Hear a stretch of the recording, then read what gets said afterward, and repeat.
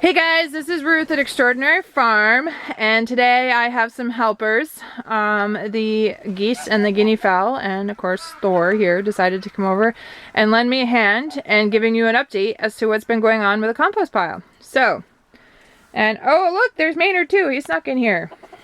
He's kind of been living in here. He actually likes it in here. So, since the original video, it's been about a week and a half. And a lot has happened. I'm going to try and run really quickly through this. So last week on Sunday, when we had the warm spell, I tore the whole pile apart again because I wasn't really happy about how much heat was coming out. And I learned a lot. For one, the moisture content, even though we were getting up, having sunny days, and there was moisture on the inside, because trust me, inside the cold frame it rains and snows on a daily basis. So we have our own little microclimate here inside the cold frame. And I learned that we didn't have enough substantial moisture and there wasn't enough nitrogen to keep the pile going. So I upped my nitrogen source. I put in a lot of pure chicken manure and amended the I put some more drop boards in to collect a lot more manure, and I'm going to be working on a composting tea, and I'll talk about that in another video.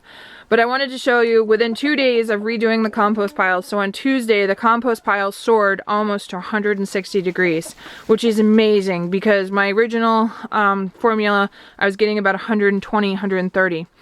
And I want to show you in just 3 days of running this, and the heat that's coming out of this, my pile has almost dropped 18 inches. So it originally was up to here where that hay is, and there's almost an 18 inches drop in here. So the microorganisms are in large force in here, which is very good. That's what I want. And they're doing their job. However, it means that I'm going to have to feed my compost pile a lot more than I had anticipated. So that was kind of a letdown, but I can deal with it if it just requires once or twice a week of rotating the pile, adding new nitrogen and adding new carbon in. So that is for later. Well, I'll figure out more, but I wanted to show you something. Right now, we have no sun. It's been a little windy. We're roughly about 28, 29 degrees right now with the sun gone away. If not, it soars up to about 35. Right now, the pile is at 148, and that's only 18 inches down. So the core of this pile is running roughly about 160 degrees. And keep that in mind because I'm going to, in another part, I'm going to show you why and how astonishing of what happens when it's running about 160 degrees. So, improvements inside the greenhouse that made a huge difference. One, we got the system on a timer.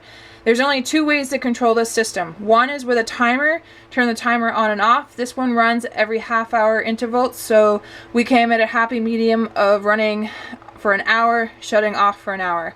It seems to be working right now with the system the way that I've got it set up in the compost pile. Second, I added plastic here. So one of the things was I kept running into, sorry, my camera skills are not very good, was the glazing was just zapping, or my glass was just zapping a ton of heat from the greenhouse. And I tried insulating with blankets and that didn't really work well because I really couldn't put them up permanently.